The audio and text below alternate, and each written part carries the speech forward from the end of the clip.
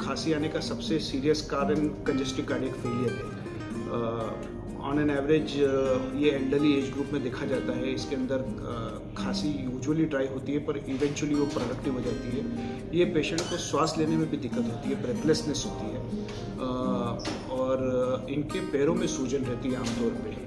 और ऐसे पेशेंट को आप आमतौर पे लोगों को जब पैरों में सूजन होती है आप बोलते हैं पैर ऊंचा रख के सो जाओ। इन पेशेंट्स को आप पैर ऊंचा रख के सोने को नहीं कह सकते, क्योंकि अगर आपने ये पैर ऊंचा रखने को बोला तो पूरा लोड हार्ट पे आएगा और इनकी तकलीफ बढ़ जाएगी। तो ध्यान रखिए, हर एक पेशेंट जिसको पैर में स्वेलिंग है उसको पैर ऊपर रख के सोने की एडवाइस मत दीजिए। उनका इजेक्शन फ्रैक्शन मतलब जो पंपिंग है हार्ट की उसका भी बहुत बड़ा महत्व होता है।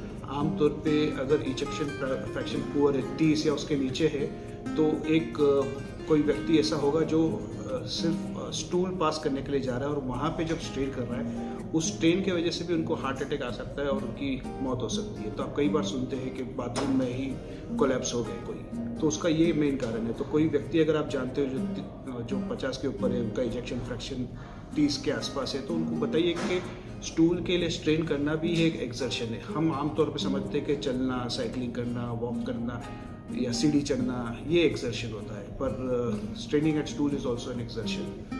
सो अगर आप और थोड़े डीपर जाएंगे तो आपको दूसरे खांसी के कारण हो सकता है टीबी, जिसमें चेस्ट में, लंग में पानी भर जाता है और लंबे अरसे से बुखार चलता होता है, रात का फीवर रहता है, वजन का लॉस होता है, वेट लॉस भी हो सकता है।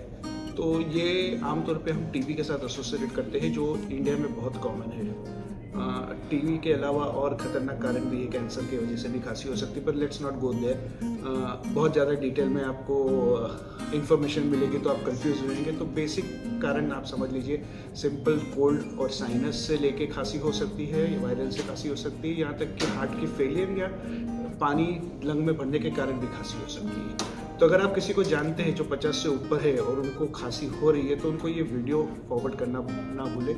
शायद आपके एक फॉरवर्ड से किसी की जान बच सकती है। वो राइट टाइम पे समझ सकते हैं कि शायद अपने रिलेटिव को कंजेस्टिव कार्डियक फेलियर है, पैर में स्वेलिंग है, ब्रेथलेसनेस है, खांसी है, तो उनको डॉक्टर के पास ले जाना ज़रूरी है, आईसीयू में एडमिट करना ज़रूरी है और ट्रीटमेंट करना ज़रूरी है।